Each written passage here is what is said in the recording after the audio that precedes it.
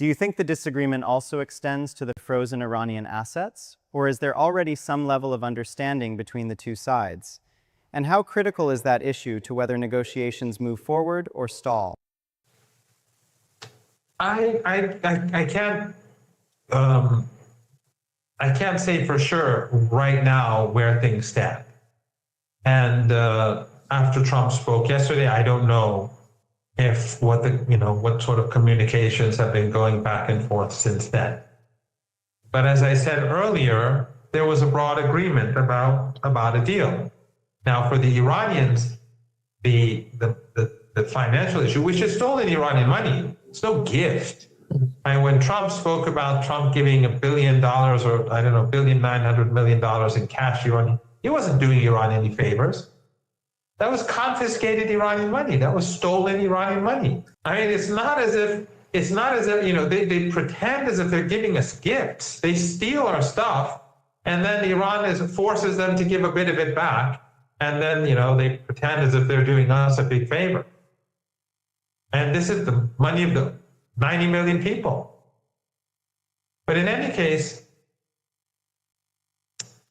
I don't know where it stands right now, the tax, where things are, but the Iranians, a key issue for the Iranians is the transfer of Iran's wealth. Because the Americans, as we've seen so many times, they'll write down something on paper, but then they won't implement. So the Iranians are saying, look, we don't want to go, we're not going to accept, again, the United States writing something down and then saying, oh, we couldn't do it for this legal reason or that technical reason. So the Iranians want to make sure that the Americans, as I said earlier, that they carry out their obligations. So there are two problems, major problems. One is we have to see if the Americans come to an agreement, because Trump, every day he says something different. And what he says is very different from what his negotiators are writing down on paper. At least last time I heard. And the second is, of course, the issue of implementation. The Americans have a very bad history when it comes to implementation. They're deceitful, they're dishonest, and it's not just Trump. Different administrations have always been that when it comes to Europe. We're seeing unusually strong language from a senior Iranian negotiator, emphasizing pressure over dialogue, actions over promises, and preparedness for war, even in the context of agreements. That suggests a fundamental shift in tone and expectations on the Iranian side. Does this mean Tehran no longer sees negotiations as a path to resolution, but rather as part of a broader strategy alongside preparation for conflict? Well, Nima, Ayatollah Khamenei, before his martyrdom, has always been telling Iranians that you're strong, you're powerful. He was always very confident about the capabilities of the Islamic Republic of Iran and the entire axis of resistance.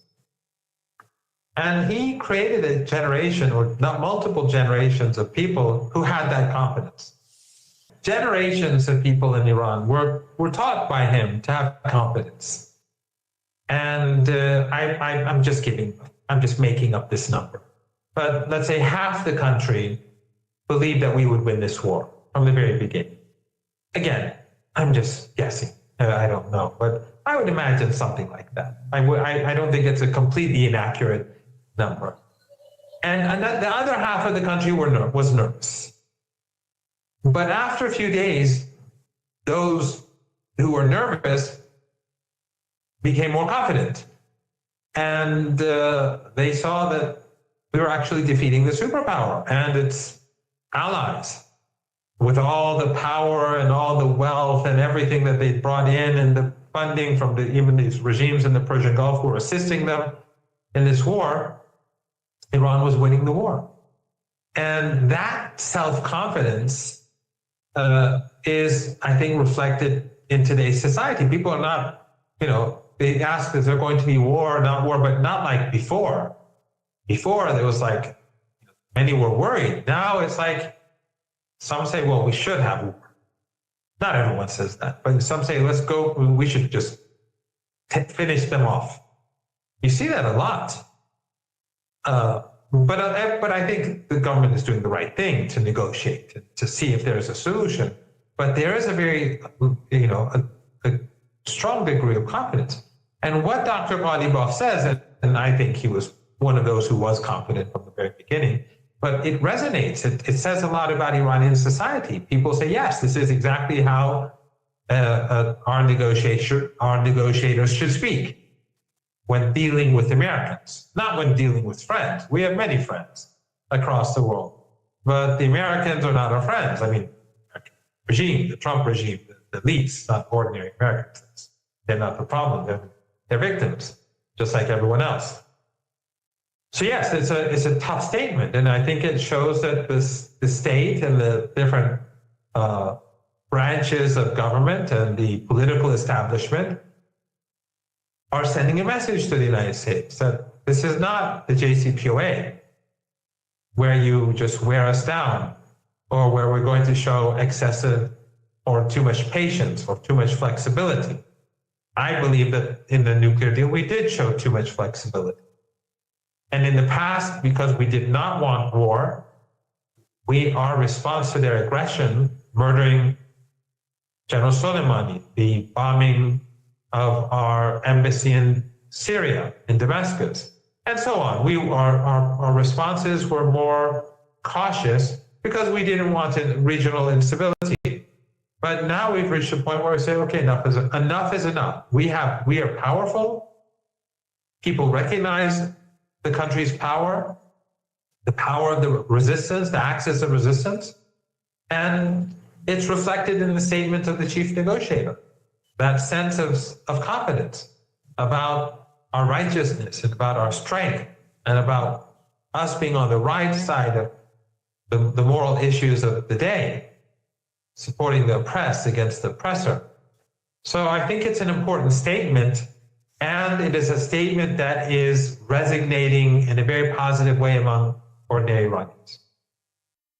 On Lebanon, we understand Iran's position and the role Hezbollah is playing on the ground, especially with its ability to strike back despite Israel's defenses. The question is whether Tehran sees any signs that the Trump administration is willing to pressure Israel to de-escalate. So do you think Iran believes Washington can or will actually push for an end to the fighting in Lebanon?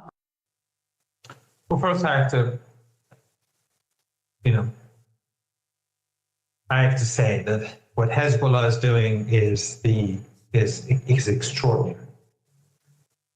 Not only are they fighting in a very sophisticated way, but against all odds.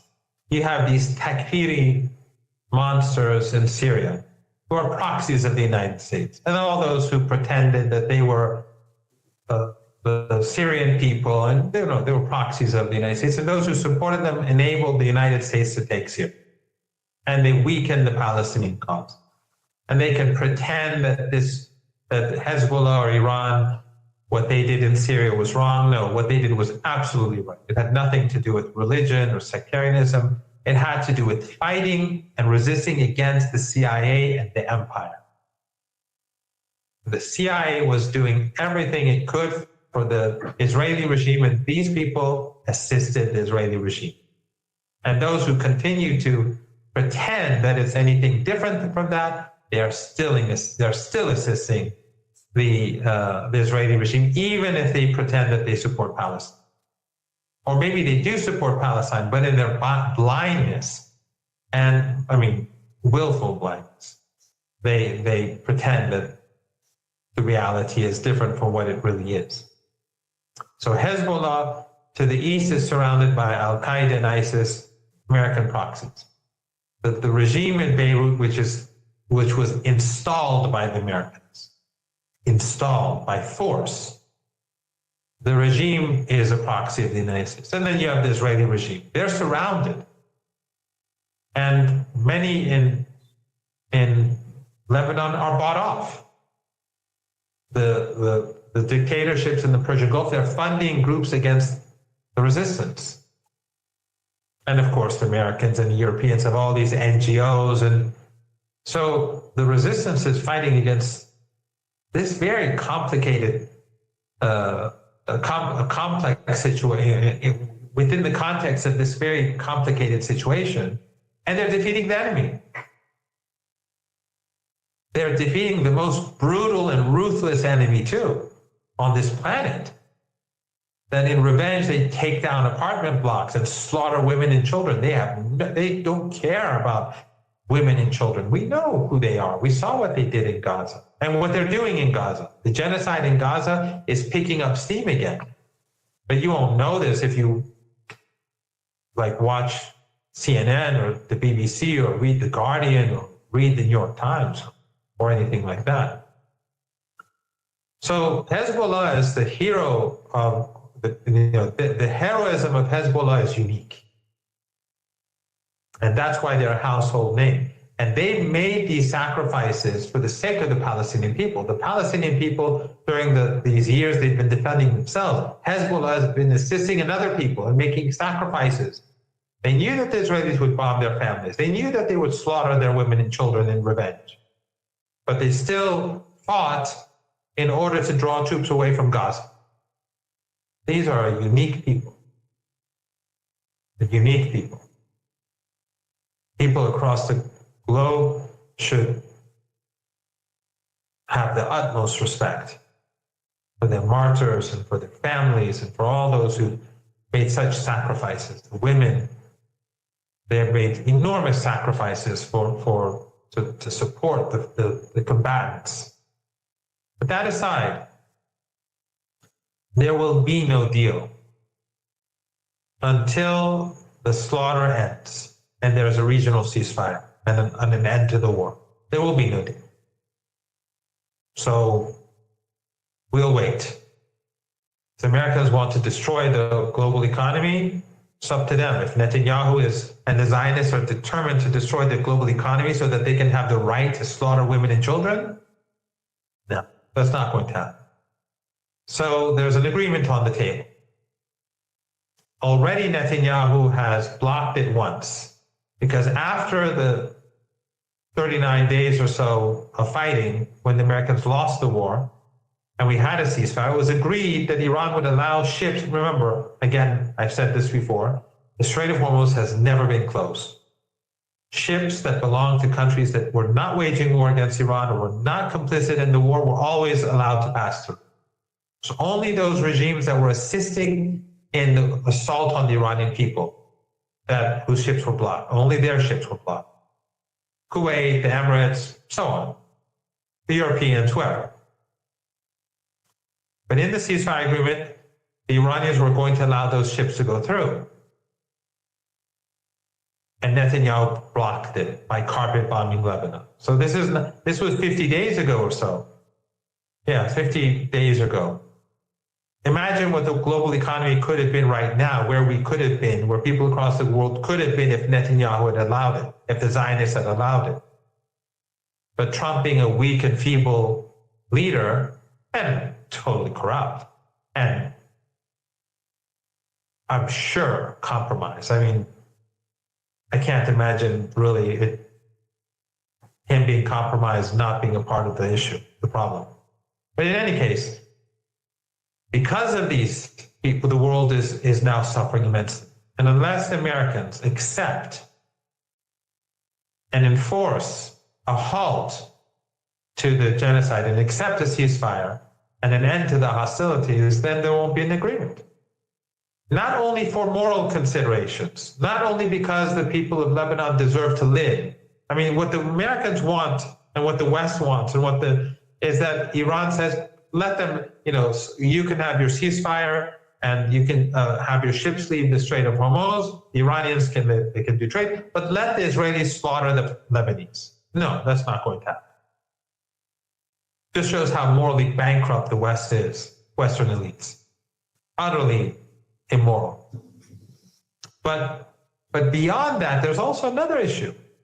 If Iran allows the other side to refrain from implementing its obligations in an agreement, in one case, they'll do it again and again and again. If the Americans think that, okay, the Iranians have set like these 5 conditions for the Strait of Hormuz to be open, let's not do number 1. Let's not implement number 2. Let's not carry out our obligations in number 3. If they do it and they get away with it, then they'll go on and say, well, let's do another and another. Let's keep violating the deal and see how much we can get. So the Iranians, and this is what happened in the JCPOA. This is exactly what happened in 2015. The Iranians carried out all of their obligations because they abide by their commitments. And the Americans under Obama, not Trump, Obama cheated Iran every step of the way. And the Iranians, President Rouhani was too cautious, and that only made things worse.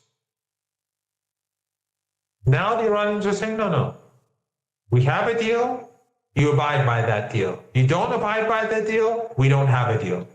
So that's why, as I said earlier, there's a widespread belief in Iran that among people who are involved in the decision-making process, that even if an agreement is signed, it doesn't mean an end to the war. It doesn't even mean that it'll last for 2 months.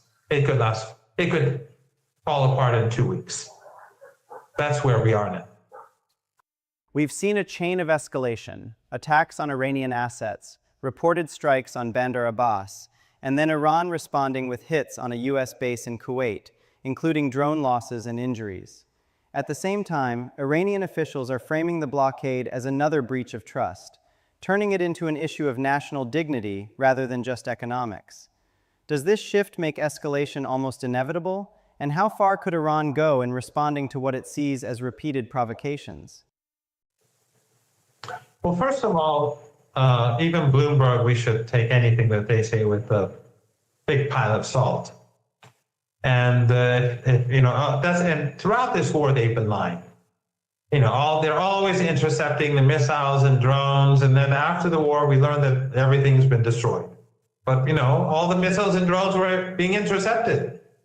So it's all deceit. And even when Bloomberg says 2 very expensive drones were badly damaged or destroyed, and 5 soldiers were injured, you can imagine that it was probably a lot worse than that. But for the Iranians, you're right. I mean, again, this is something that we discussed a couple of times in the past. The Iranians are very like Hezbollah. The culture of resistance and dignity and rejecting humiliation is very strong in Iranian culture. In a couple of weeks, we're going to pretty soon from now, it's going to be Muharram, the month of Muharram. And in the month of Muharram, Imam Hussein, the grandson of the Prophet, the Holy Prophet, was martyred in Karbala, and his sister and his companions, we know the story. People, they should read about it, not from Western sources, but and they'll understand where this resilience comes from.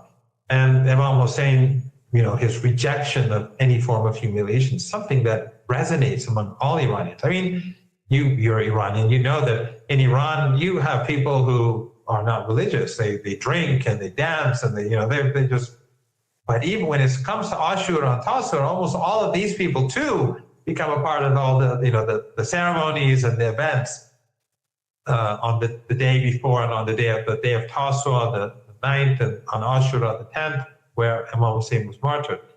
So this sense of resilience and this steadfastness and this idea of standing up to oppression and to support the oppressed and to reject being, someone once said on a different show, a young man said to me, we should support Iran because they're oppressed. And I didn't say anything out of respect for the young man.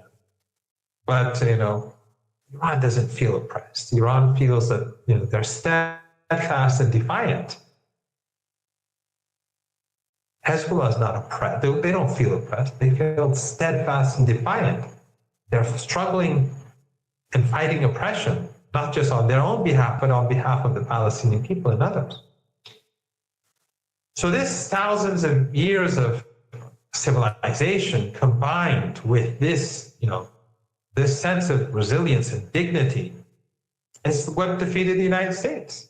It is this self-confidence that made the young Iranians develop missiles and drones and devise a military doctrine that was able to defeat the superpower and its allies and its proxies. It is a combination of all of these together. I mean, these factors gave that self-confidence to Iranian generals, to young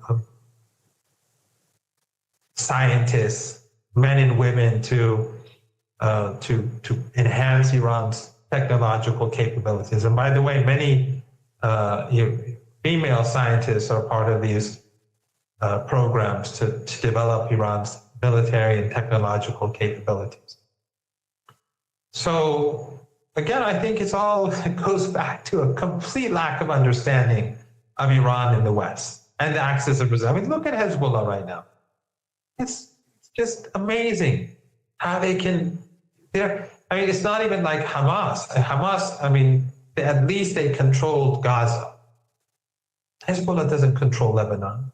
The government of Lebanon is as treacherous as the Palestinian Authority in the West Bank, if not more so, much more so. And a portion of the population in Lebanon is allied to the Israeli regime. They're in bed with the Israeli regime. They assisted the Israeli regime in 1982 when they occupied Lebanon. They helped, and the Israelis went in the Palestinian camp of Sabra and Shatila. They slaughtered 3,000 men, women, and children in literally like 24 hours with Israeli supervision. You have these people in them, but despite that, you see how resilient and steadfast the resistance is. This is a culture that I mentioned this on your show before. I think even last time. Alistair Crook's book, Resistance, is a good read. I think people should read it. I think people should buy it and read it and have others read it to better understand where this resistance and resilience comes. And of course, this is something that people across the world know very little about. But in reality, the most effective resistance against empire ever comes from here. And it's not without reason that the godfather of the neocons, Robert Kagan, says that this was the biggest U.S. defeat ever. First time the U.S. was defeated in war on the battlefield. I mean, they went and occupied Iraq, and thanks to General Soleimani and his companions, they failed in Afghanistan. Again, very much thanks to General Soleimani and his companions, they failed, because we have big disagreements with the Taliban about women, about education, about freedoms, and so on. But the U.S. occupation was a threat to everyone. And General Soleimani began cooperating with them, and they did evolve to a degree, the Taliban. They're not like what they were 20, although we have big differences. But they have evolved to a degree. But thanks to Iran, the Americans were forced. But this was different than Iraq and Afghanistan. Here they were defeated on the battlefield. And it wasn't just the United States that brought in everything it had. It was the Israeli regime, and it was all these rich Arab dictatorships that with all their wealth, and then the European Union and everyone sanctioning Iran, condemning Iran. And they failed. Not through like years of occupation, they failed on the battlefield. So there's a lot that people have to learn about the axis of resistance. And the more they learn, the more their countries will be capable of being defended. They'll be more capable in defending their countries against empire.